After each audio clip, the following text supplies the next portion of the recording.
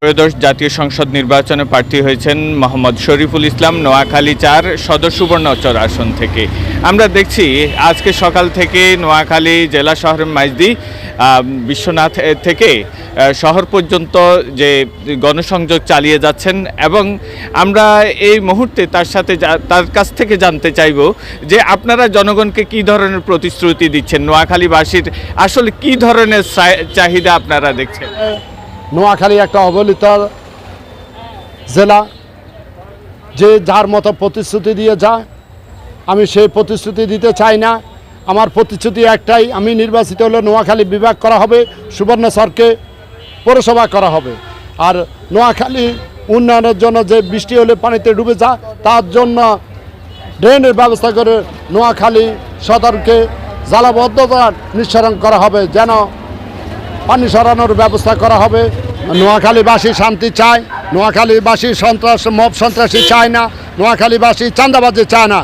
বিগত 17 মাসে আপনারা দেখছেন যেভাবে সন্ত্রাসী চাঁদাবাজি হচ্ছে, জনগণ তার প্রতিশোধে হিসাবে আগামী 12 তারিখে নাঙ্গল প্রতীকে ভোট দিয়ে রায় দিবে, এটা আমার বিশ্বাস। জনগণের শান্তিতে বসবাস করতে চায়, মানুষের শিক্ষা ব্যবস্থা তো চায়, মানুষের কর্মসংস্থানের ব্যবস্থা চায়। আমি যদি নির্বাচিত হই, কর্মসংস্থান উপযোগী শিক্ষা ব্যবস্থা করব, জনগণের কল্যাণে কাজ করব। রাষ্ট্রীয় ধর্ম ইসলাম যেভাবে এরশাদ সাহেব প্রতিষ্ঠা করেছে এবং ন্যায় ওই ইসলামের ভিত্তিক শাসন ব্যবস্থা করব এবং নোয়াখালীতে জনগণের শান্তি এবং নিরাপত্তার জন্য নোয়াখালী সন্ত্রাস চাঁদাবাজ মাদকমুক্ত নোয়াখালী সদর সুবর্ণচর আসন গঠন করবে, এটা আমার প্রত্যাশা। এটা আপনাদেরকে প্রতিশ্রুতি দিচ্ছি।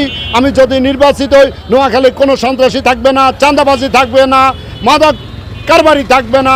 যুব সমাজকে কর্মোপযোগী শিক্ষা ব্যবস্থা করে সবাইকে কর্মসংস্থানের ব্যবস্থা করব, এটা আমার প্রতিশ্রুতি, এটা আমার বিশ্বাস।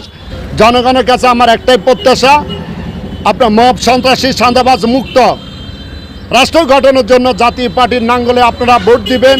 এরশাদের উন্নয়ন, অজস্র উন্নয়ন আছে, তার ধারাবাহিকতা অব্যাহত রাখার জন্য জাতীয় পার্টির নাঙ্গলে ভোট দিয়ে রাষ্ট্রের অবকাঠামো উন্নয়ন, শ্রমিকদের উন্নয়ন, কৃষকদের উন্নয়ন, রিক্সাওয়ালা ভ্যান চালক সবাদের উন্নয়নের প্রতীক হিসেবে নাঙ্গল মার্কা ভোট দিবে।